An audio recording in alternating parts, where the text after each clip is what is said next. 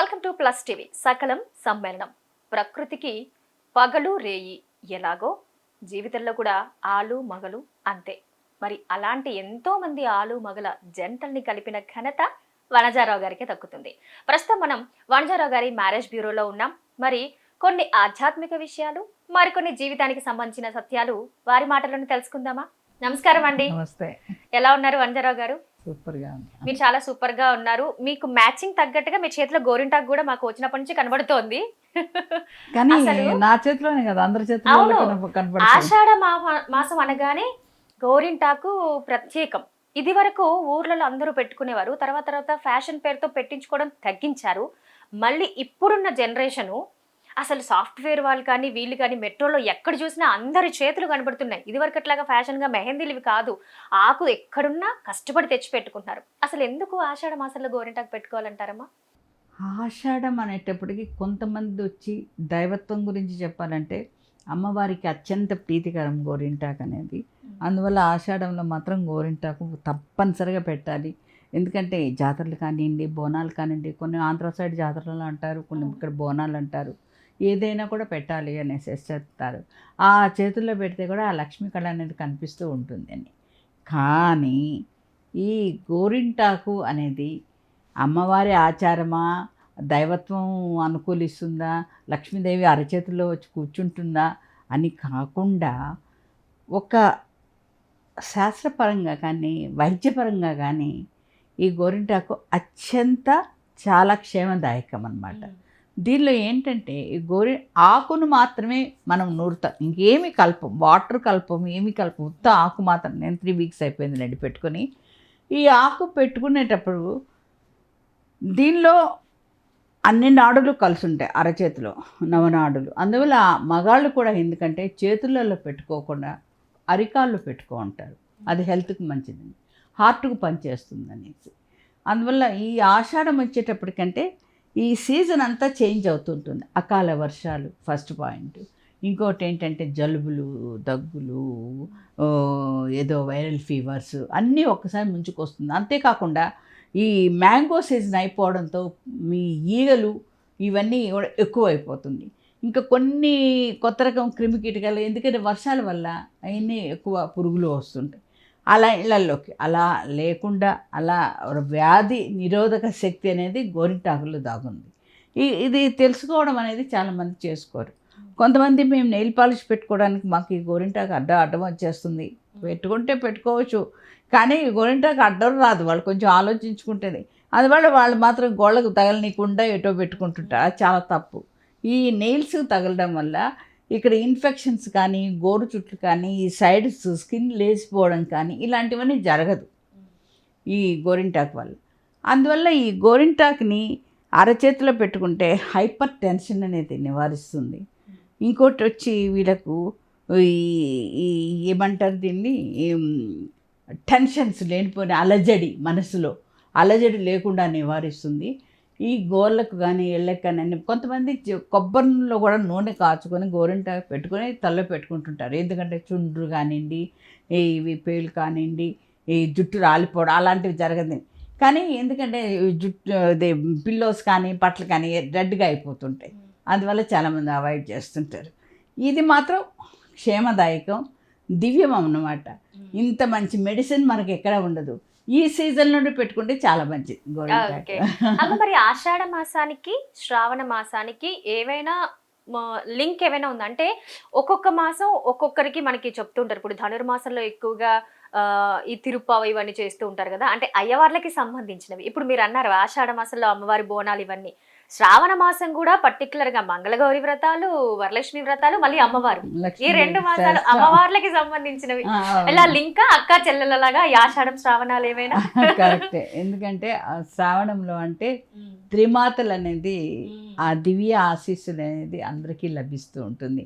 అందువల్ల శ్రావణంలో ఏ వర్క్ చేసినా, ఏ గృహప్రవేశం కానివ్వండి, ఏ శుభవార్త కానివ్వండి, ఏ భూమి పూజ కానివ్వండి, ఏ చేసినా కూడా అది అంచెలంచెలుగా మనకు అనుకూలిస్తూ ఉంటుంది, ఇంకా అభివృద్ధిలోకి వెళుతూ ఉంటుంది. అందువల్ల ఆషాఢం కంటే కూడా శ్రావణ మాసానికి ఎక్కువ పవిత్ర భావన అనేది ఉంది దీనిలో. అంతేకాకుండా ఈ వరలక్ష్మి వ్రతాలు, వరలక్ష్మి నోములు ఎంతమంది ముత్తైదులు ఇంట్లో వస్తే పసుపు కుంకుమ ఇచ్చి వాళ్ళను భోజనం పెట్టి వాళ్ళ ఆశీస్సులు పొంది పంపించడం అనేది ఆ ఇంట్లో క్షేమదాయకం. కాబట్టి అందరూ కూడా ఆ ఇంట్లో అందరిని ఆహ్వానిస్తూ ఉంటారు. ఎంతమంది వస్తే అంత మంచిది అనేసి పిలుస్తూ ఉంటారు. అందువల్ల వరలక్ష్మి అంటే ప్రతి ఇంట, ప్రతి గడప, ప్రతి వాకిలి కూడా కళకళలాడుతూ ఉంటుంది ఈ శ్రావణ మాసంలో అంతా. పెళ్ళిళ్ళకి కూడా ఆషాఢం కంటే కూడా మాఘమాసం, శ్రావణ మాసం, కార్తీక మాసం ఇవే పెళ్ళిళ్ళకు అనుకూలిస్తూ ఉంటాయి. అలాంటప్పుడు ఈ అన్ని మాసాల్లో కంటే కూడా చేస్తే మాఘమాసంలో చేస్తుంటారు, లేదంటే శ్రావణ మాసంలో చేస్తుంటారు. ఇంకా కార్తీక మాసం అన్నీ వచ్చేటప్పుడు కొంచెం చలి మొదలైపోతుంది కాబట్టి వీళ్ళు పరీక్షలు మొదలవుతూ ఉంటుంది కాబట్టి ఈ పిల్లలతో రాలేరు, ఈ చలికి అన్నీ అటు ఇటు కదలలేరు. అందువల్ల చాలామంది రాలేకపోవచ్చు. ఈ 2 మాసాలు మాత్రం దివ్యంగా పెళ్ళిళ్ళు జరుగుతూ ఉంటాయి. మీరు కొంచెం ఈ శ్రావణ మాసం వచ్చేప్పటికి కొంచెం బిజీ ఎక్కువగా ఉంటుందా? నీకు ఎలా ఉంటుంది టైమింగ్స్? ఇది నిత్య నూతనం,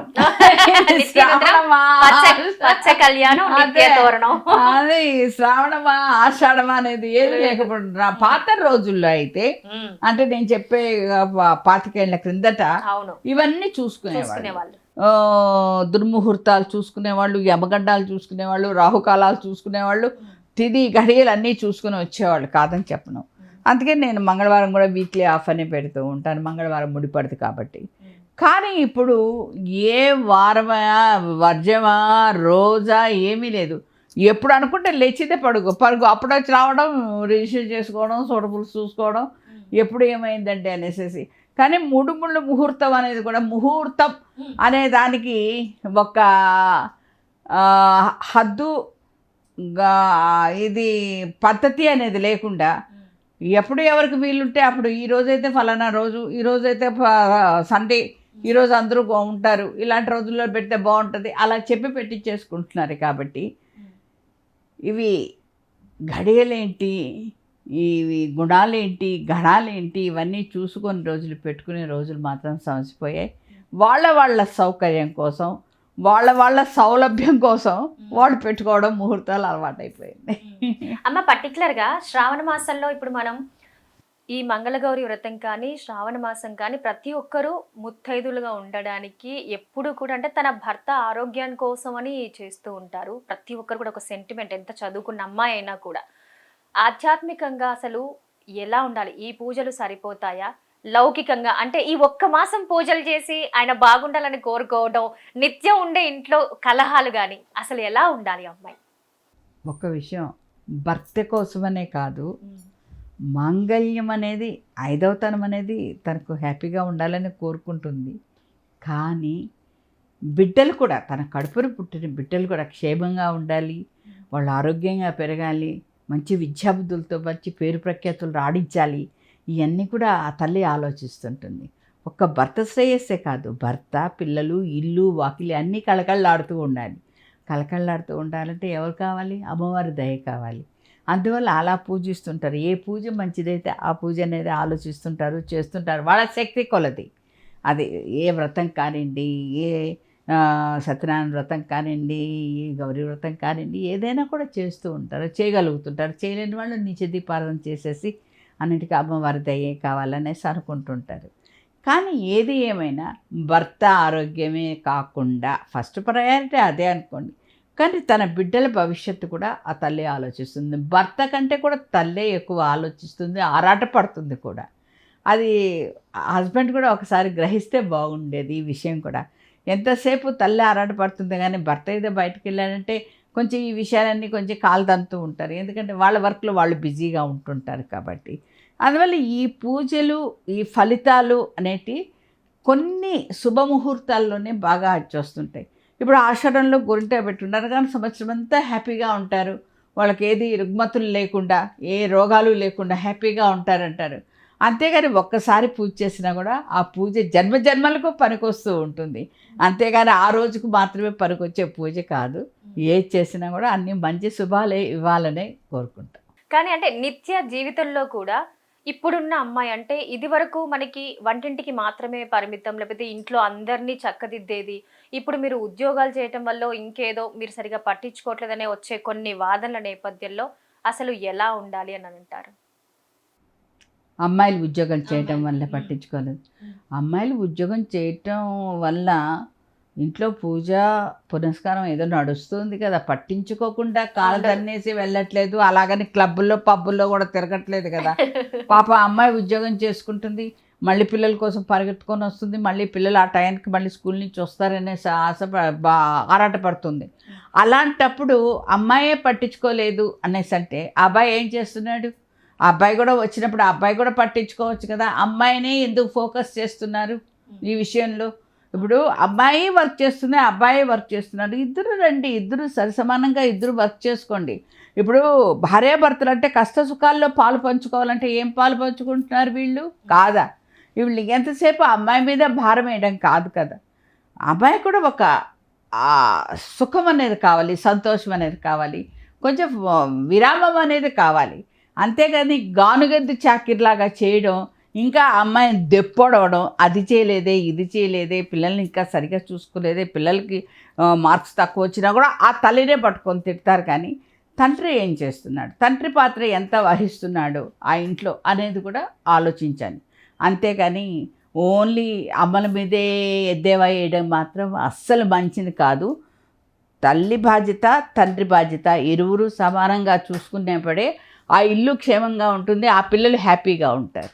ఓకే అమ్మ, ఇప్పుడున్న ఉరుకుల పరుగుల జీవితంలో ఇద్దరూ పనిచేస్తే గానీ ఇంటికి గడవని పరిస్థితి. అలాంటప్పుడు చిన్న చిన్న పొరపొచ్చాలు రావటం అనేది సహజం. అలాంటప్పుడు అంటే దాంపత్య జీవితం అనేది ఎలా మెలగాలి, కష్ట సుఖాల్లో పాలు పంచుకోవడం అంటే ఏ రకంగా? అంటే ఇప్పుడు ఈ దాంపత్య జీవితం అనేటప్పటికీ ఇద్దరిలోనూ సహనం అనేది పూర్తిగా లోపించుకుపోయింది, సంతోషం అనేది పూర్తిగా క్షీణించిపోయింది. ఇప్పుడు దీనిలో ఏంటంటే ఇద్దరిని ఒక మెకానికల్ లైఫ్ లాగా అయిపోతుంది. ఇరుపొట్టిలతో ఇల్లు చేయడే, వాతం నొప్పులతో ఒళ్ళు చేయడం అనేప్పుడు వాళ్ళని చూసి ఒళ్ళు కాల్చుకోవడం, వీళ్ళని చూసి ఏదో గొప్పలకు పోవడం అనేసి అప్పులు పాలైపోవడం అనేది అయిపోయింది తప్పనించి. వీళ్ళకు ఒక సఖ్యత, ఒక పొందిక అనేది వాళ్ళలో ఇద్దరిలో ఇరువురిలో లోపించింది. అది చెప్పాల్సింది ఎవరు? తల్లిదండ్రులు, పెద్దవాళ్ళు, ఇంటికి పెద్దవాళ్ళు. వాళ్ళే చెప్పినప్పుడు ఏదో మా బిడ్డలను చదివిచ్చేసాం, మా బిడ్డల్ని మంచి ఉన్నతులను చేసేసాం అంటున్నారే కానీ, బోల్డంత సంపాదన పనులను చేసేసాం అంటున్నారే కానీ, వాళ్ళు ఫ్యామిలీలో ఎలా మెలగాలి, సంసారం అంటే ఏమిటి, కాపురం అంటే కలహాలే కాకుండా వీళ్ళకి సంతోషాలే కాకుండా ఇంకొన్ని చిక్కు సమస్యలు కూడా వస్తాయి. ఇప్పుడు సముద్రం అన్నప్పుడు ఏదో ఎదురీతలు నడుస్తూనే ఉంటాయి, అటుపోట్లు వస్తూనే ఉంటాయి, దాన్ని కూడా అధిగమించాలి. అలా మించాలి అనేటప్పటికీ మనం తప్పనిసరిగా వాళ్ళ పిల్లలకి పెళ్ళికి ముందే వాళ్ళకు బోధించాలి. అలాంటప్పుడు లేదంటే కౌన్సిలింగ్ చేసుకోవాలి. చేసుకున్నప్పుడు వాళ్ళకి ఏంటంటే తనకు తెలుస్తుంది వైఫ్ అంటే ఏమిటి, లైఫ్ అంటే ఏమిటి అనేసి అబ్బాయికి తెలియాలి, అమ్మాయికి కూడా. ఎందుకంటే ఈ కష్ట సుఖాలు వచ్చినప్పుడు మనం కాలదనుకొని వెళ్ళిపోవడం కాకుండా, అది ఆత్మహత్యలకు దారి తీయకుండా ఎలా అధిగమించాలి, దాన్ని సమయస్ఫూర్తితో ఎలా మనం నెట్టుకురావాలి అనేది అమ్మాయికి కూడా నేర్పించాలి. అలా నేర్పించినప్పుడు ఏ సంసారమైనా సుఖమయమే. అవును.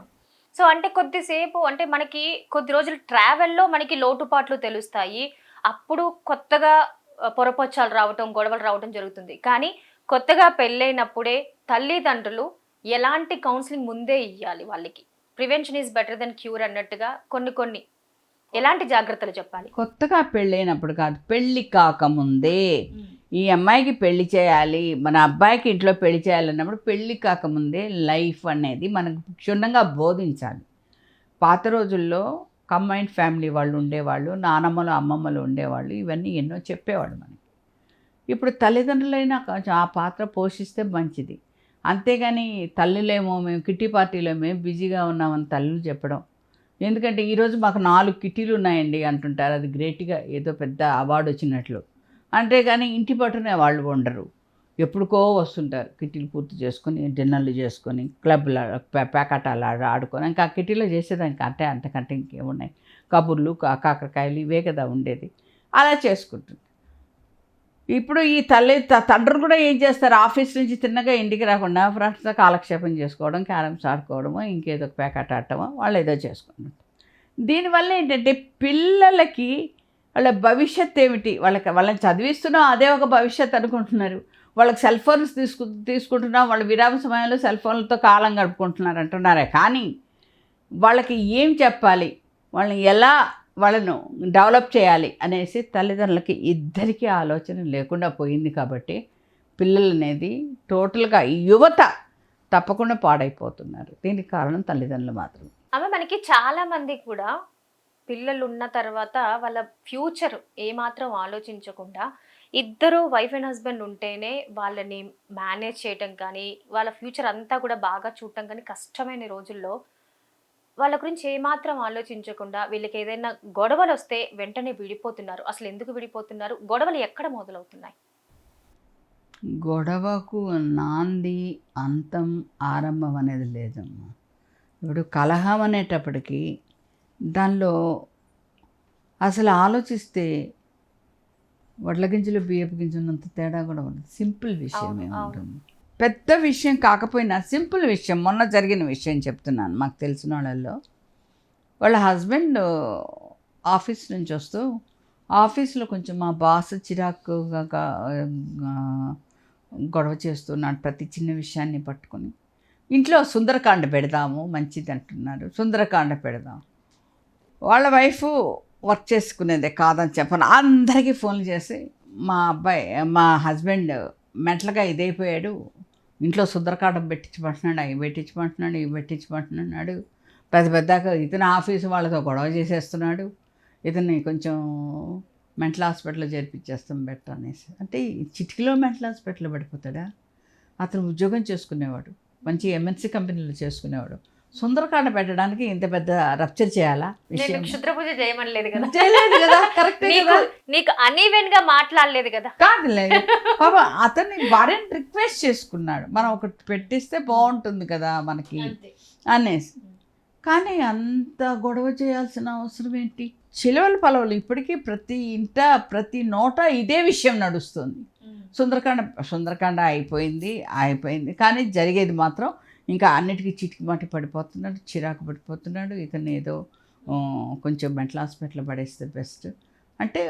అతను ఉద్యోగం చేసుకునేవాడికి ఇంత దారుణం ఏంటి అంటే, వీళ్ళ వైఫే ఇతన్ని ఇలా పోనిష్ చేస్తుందా చెడుదానిలోకి. అంటే ఇంకా వాళ్ళ పిల్లలు పుట్టలేదు, పెళ్ళేది కొత్తలోనే, వీళ్ళు ఇట్లా తయారు చేయడం ఏంటిగా. ప్రతి చిన్నదాన్ని కూడా పాజిటివ్గా థింక్ చేయాలి కానీ అంత నెగిటివిటీ అనేది ఆలోచించుకోవడం మంచిది కాదు, ఎవరికైనా కూడా మంచిది కాదు. దీనివల్ల ఏంటంటే మనకి గొడవలకు నాంది అనేది పలుకుతుంది. సింపుల్ విషయం, ఇష్యూ ఏం లేదు దీనిలో. ఇట్లా ఈ అబ్బాయి కూడా ఏంటంటే, ఈ అమ్మాయి కూడా ఏదో ఆఫీస్లో ఎవరినో లైక్ చేస్తుందేమో, నేనంటే కొంచెం ఇరిటేట్ అయిపోతుంది, నేను ఇంట్లోకి రాగానే కూడా ఇరిటేట్ అయిపోతుంది. అంటే ఈ విషయాలలో అంటే వాళ్ళు మానసికంగా ఇద్దరు దూరం అయిపోతున్నారు. అందువల్ల ఈ బాధ్యతలు ఇంకా పిల్లలు పుట్టేటప్పటికి ఆలోచనలు మాత్రం ఎక్కడికి తారుమారు కావు, అవి అట్లాగే ఉంటాయి, ఇంకా అట్లాగే ప్రబలిపోతూ ఉంటాయి. అందువల్ల ఈ పిల్లల విషయంలో వచ్చినా ఏది విషయంలో వచ్చినా భార్యాభర్తల్లో సమన్వయ లోపం అనేది లోపించినప్పుడు డెఫినెట్గా ఇలాంటి అపార్థాలు, ఇలాంటి గొడవలు, అప్పుడు పిల్లలు ఉన్నారా, పిల్లల భవిష్యత్ ఏంటి, మన పరిస్థితి ఏంటి, ఒక భర్త ఉండేటప్పుడు ఉన్నంత గౌరవం భర్త లేనప్పుడు ఎవరైనా ఇస్తారా, చుట్టాలైనా ఇస్తారా అనే ఆలోచన ఉండాలి. చదివితే గొప్ప ఉద్యోగం చేసుకుంటే హస్బెండ్ కంటే లక్షల్లో సంపాదన చేస్తున్నా కూడా అది కాదు. కానీ వీళ్ళలో ఉండాల్సింది ఆ భద్రత అనేది ఉండాలి, ఆ గౌరవం అనేది ఉండాలి, ఆ శాంతి సౌఖ్యం అనేది ఉండాలి, ఇద్దరిలో కూడా హ్యాపీనెస్ అనేది ఉండాలి.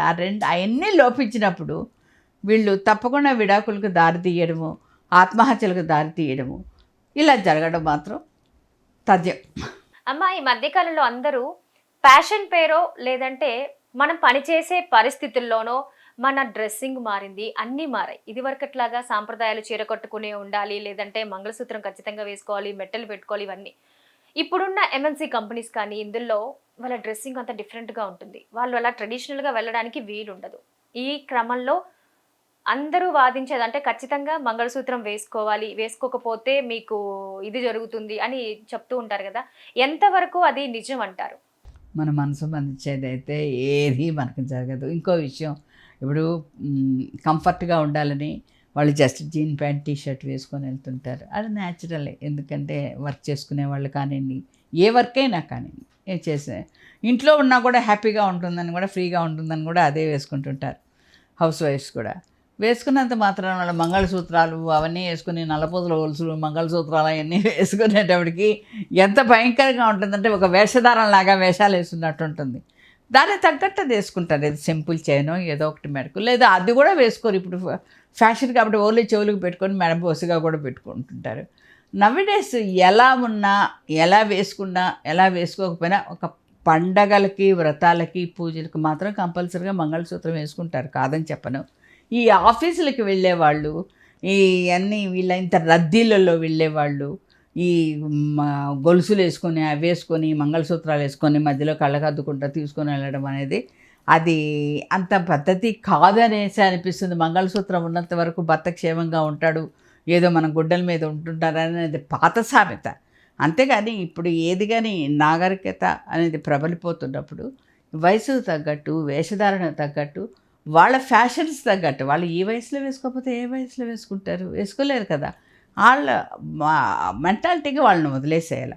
లాస్ట్ టైం ఇట్లాగే ఒక అమ్మాయి ఏదో బ్యాచిలర్ పార్టీకో ఏదో వాళ్ళ హస్బెండ్తో బయలుదేరుతూ వాళ్ళ ఫ్రెండ్కి ఏదో మ్యారేజ్ ఫిక్స్ అయిందని బ్యాచిలర్ పార్టీ పెడుతుంది. ఆ అమ్మాయి ఫ్రాక్ వేసుకుంటున్నానని హస్బెండ్తో అడిగింది. ఓకే అన్నాడు. అమ్మాయి ఫ్రాక్ వేసుకొని దిగుతున్నప్పుడు అప్పుడే వాళ్ళ మదరు బ్యాంక్ నుంచి వచ్చింది. బ్యాంకులో చేస్తుంటారు అత్తగారు. బ్యాంకులో వచ్చి, ఏంటి ఈ వేషధారణ ఇలా వచ్చావు ఫ్రాక్ వేసుకొని? నేను అడిగాను హస్బెండ్ అని. ఏరా ఎందుకన్నా అంటే, నేను నాకు తెలియదమ్మా అన్న. అంటే అబ్బాయి భయపడిపోయాడు ఆ టైంలో, నాకు తెలియదమ్మా. ఆ దెబ్బతో ఇద్దరు డివోర్స్ అయిపోయింది. ఎందుకంటే నాకు వేసుకోమని చెప్పినవాడు మళ్ళీ తల్లి దగ్గరకు వచ్చేటప్పటికి ఇలా ఎందుకు మార్చాడు? ఆ మాటతో ఆ భర్త మీద ఆటోమేటిక్గా చులకన భావం మారిపోయింది. అంటే ఇలాంటప్పుడు మంగళసూత్రాలే మెళ్ళో ఉండాలా, ఈ ఫ్రాకులు వేసుకొని మంగళసూత్రాలే వేసుకోవాలన్నా అవన్నీ కాదు నేను చెప్పేది. ప్రతిదీ కానీ భర్త మాటకు భార్య గౌరవించాలి, భార్య మాటకు భర్త గౌరవించాలి. అలా ఉన్నప్పుడు వీళ్ళల్లో వేసుకున్నా వేసుకోకపోయినా మెడ బోసిగా ఉన్నా కూడా అమ్మాయి మనసు మంచిదైతే అంతే చాలు. ఇంకా మనం ఆధ్యాత్మిక విషయాలకు వద్దాము. మీకు ఇష్టమైన బాబా విషయం మాట్లాడదాం. మనం బాబా ముందే చెప్పున్నారు మనకు కొన్ని, ఆయన చరిత్ర అంతా కూడా చెప్తూ ఉంటారు. నేను ఎక్కడా భగవంతుని కాదు అని ఆయనే చెప్తూ ఉంటారు. అయినా కూడా ఆయన బాగా నమ్మే వాళ్ళు ఒక వర్గం అయితే వ్యతిరేకించే వాళ్ళు ఒక వర్గం. ఎందుకు వీళ్ళల్లో వీళ్ళకి ఇంత ఇదెందుకు? ఆయనే చెప్తున్నారు నేను భగవంతుని కాదు, మీరు మీకు ఇష్టమైన దైవాన్ని మీరు ఇది చెయ్యండి అని చెప్తుంటారు. కానీ మిగిలిన వాళ్ళందరూ కూడా ఆయన దేవుడు కాదు, వీళ్ళెందుకు మళ్ళీ దీన్ని ఇది చేసి ఇంత రచ్చగీడ్చడం ఎందుకు? అసూయ. ఎందుకంటే ఏదైనా పండున్న చెట్టుకే రాళ్ళు వేస్తూ ఉంటారు, అది సహజమే కదా, లోక సహజమే. అందువల్ల బాబా ఆయన ఏది ఆశించకపోయినా తనుని ఏదో ఒకటి ఒక రాయేసి కించపరచాలనేసి ఉద్దేశం ఉంటుంది. అది బాబానే కాదు, ఈ రోజుల్లో కూడా మీరు చూస్తూ ఉండండి, ఎవరైనా బాగా కొంచెం పేరు ప్రఖ్యాతలు తీసుకుని వాళ్ళని ఎలా పడగొట్టాలి, వాళ్ళని ఎలా చేయాలి అని ఆలోచిస్తారే కానీ, అంతేకాని వాళ్ళు హ్యాపీగా ఉన్నారు చాలే అనేసి ఆలోచన లేదు. ఏదైనా కష్టే ఫలి, ఏదైనా కష్టపడితేనే వాళ్ళకు ఆ ఫలితం అనేది ఉంటుంది. మనం కష్టపడకుండా ఏదో మనకు హ్యాపీగా ఉండాలి, అందరికంటే గొప్పవాళ్ళమైపోవాలి, అంతకంటే ఇది గొప్ప భేద కాదు. పుట్టినప్పుడు పట్టుకొచ్చేది లేదు, కడతీరినప్పుడు పట్టుకుపోయేది లేదు. కానీ ఉన్నంతలో మంచి చేయాలి. మనం ఎంత మాత్రం మంచి చేస్తున్నాం అనేది మనం ఆలోచించాలి. అంతేగాని బాబాని అనేక మార్లు ఎన్నో అవమానాలకు గురి చేయాలని చూశారు, కానీ వాళ్ళే భంగపడ్డారు, కాదని చెప్పను. కానీ ఎలా బాబాని హింసించాలో కూడా ఎన్నో విధాలుగా ఆలోచించారు. బాబాకి ఎంతో క్షోభ పెట్టారు కూడా, కానీ బాబా ఇవన్నీ పట్టించుకోలేదు. కానీ చాలామంది కూడా ఈ కాలంలో కూడా అలాగే జరుగుతున్నాయి. ఒకళ్ళు పైకెళ్తూ ఉంటే ఒకళ్ళు ఎదుగుదల చూసి ఓర్వలేని వాళ్ళు ఎప్పటికీ బాగుపడరు. అందువల్ల అది మనం వాళ్ళ గురించి ఆలోచించడం కూడా వ్యర్థమే కదా. అందువల్ల బాబాని అనే కాదు, ఏ దేవుడైనా నా దేవుడే గొప్ప, నా దేవుడే ఇది అనేసి అంటుంటారే కానీ భగవంతుడు ప్రతి ఒక్కళ్ళు కూడా దేవుళ్ళలోనే ఉన్నారు. దైవత్వం అనేది ఉంటుంది. అదొకటి గుర్తు చేసుకుంటే బాగుంటుంది. అమ్మ, మీ జీవితంలో మీకు అనేక సంఘటనలు ఉండుండొచ్చు, కానీ మీకు బాగా గుర్తుండిపోయే ఒక మెమరబుల్ మూమెంట్ ఏంటి బాబాతో? అది ఆయన చేశారు, ఆయన వల్లే అయ్యింది అని అనిపించి ఎప్పటికీ మర్చిపోలేనిది ఏంటి? ఆయన చాలా చేస్తుంటారు మీకు. చాలా ఉన్నాయి కాబట్టి ఒకసారి అంటే అప్పట్లో ఈ ఫ్లైట్ ఫెసిలిటీస్ అయినా ఏం లేవు. అప్పుడు వెళ్ళాలన్నా ఫ్లైట్లో వెళ్ళాలన్నా బాంబేకి వెళ్ళి అక్కడి నుంచి మేము ట్యాక్సీ తీసుకొని షిరిడీకి వెళ్ళి అలా వెళ్ళి చూసేవాళ్ళం. ఆ రోజు షిరిడీకి వెళ్దాం అనుకున్నాం. ఇంకా మా పిల్లలు ఇద్దరు బాబులు, చిన్న బాబులు వాళ్ళని తీసుకొని ఈసారి ఏదో స్లీపర్ కోచ్ ఏదో వచ్చిందట, ఏదో ఎస్విఆర్ ఏదో సంథింగ్ బస్, దానిలోనే వెళ్దాము. మళ్ళీ అక్కడికి వెళ్ళి అక్కడి నుంచి బాంబేకి వెళ్ళి అక్కడి నుంచి మళ్ళీ మనం ట్యాక్సీ పట్టుకొని వెళ్ళడం కంటే ఇది బెస్ట్ కదా అనేసి ఆ రోజు ఎందుకో బస్సు ఎక్కాము అమీర్పేటలో. వెళ్ళేటప్పటికి అప్పటికి అందరికీ ఫ్రెండ్స్ అందరూ చెప్పాము, అందరూ మీరు వచ్చేటప్పుడు మాకు విభూది ప్యాకెట్ తీసుకురండి. అంటే అప్పుడు ప్యాకెట్స్ ఇచ్చేవాళ్ళు కాదు, మనం దుని దగ్గర తీసుకొని వచ్చేవాళ్ళు. ఓఎస్ అందరికి చెప్పేస్తాం, తెచ్చేస్తాం. కానీ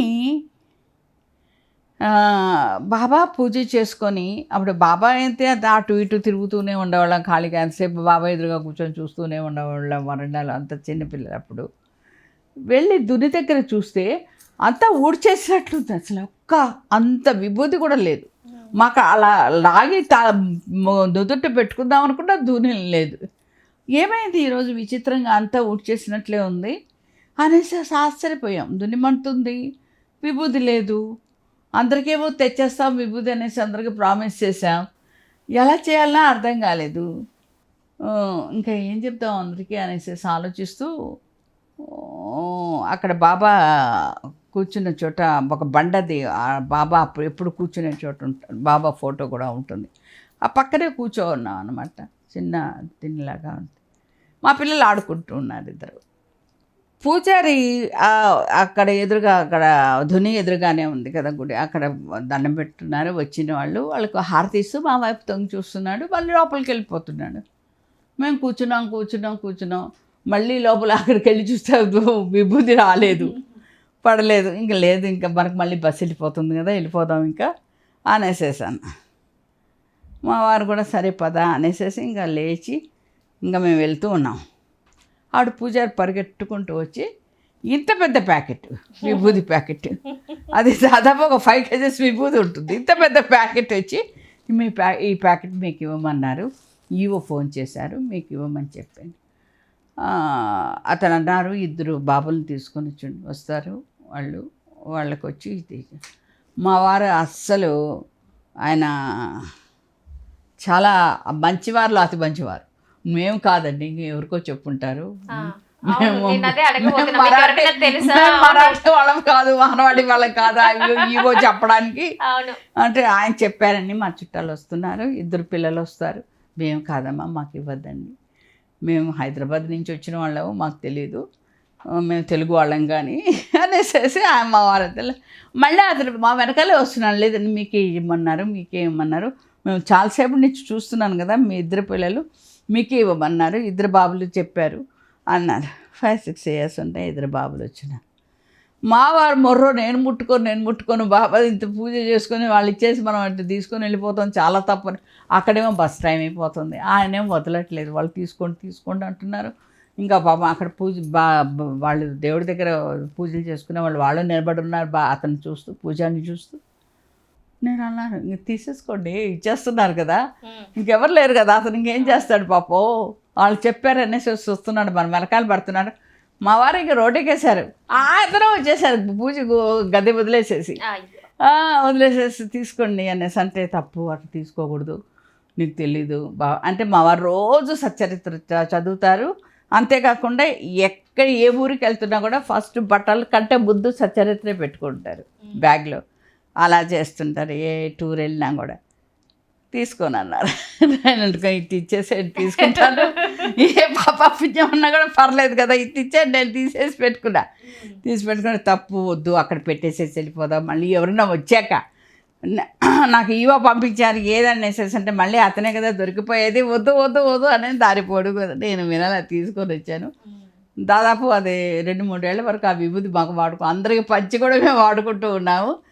ఇది ఒక మిరాకిల్ అనే చెప్పుకోవచ్చు. బాగా జరిగింది. అంటే అతను అంతసేపు మమ్మల్ని అబ్జర్వ్ చేస్తూ ఆఖరికి మేము వెళ్ళిపోతుంటే పరిగెత్తుకొని వచ్చి ఇచ్చారు అంటే ఇంకా మేము విభూతి కోసమే మేము కూర్చున్నామంటే ఇంకెవరికి మేము చెప్పుకోలేదు కదా. ఇది నిజంగా బాబా గ్రేస్. నిజంగానే అలా ఎవరో ఒకరికి అలా ఏదో ఒక రూపంలో కనిపిస్తూ ఉంటది. అలా వచ్చి అలా ఇది చేసేస్తుంటారు. ఎవరి రూపంలో వస్తారనే తెలియదు కానీ వస్తారని మాత్రం ఆ కథలు కొంతమంది విషయాల్లో కనిపిస్తూ ఉంటాయి. థ్యాంక్ యూ సో మచ్ అమ్మా, చాలా విషయాలు తెలియజేశారు. మాకు లాస్ట్ లో చెప్పిన ఈ విషయం ఇంకా బాగా ఆనందంగా అనిపించింది అసలు. థ్యాంక్ యూ సో మచ్ అమ్మా. చూసారు కదా మరి ఈ కార్యక్రమం. ప్లస్ టీవీ సకలం సమ్మేళనంలో మరిన్ని కార్యక్రమాలతో మేము ముందుంటాం.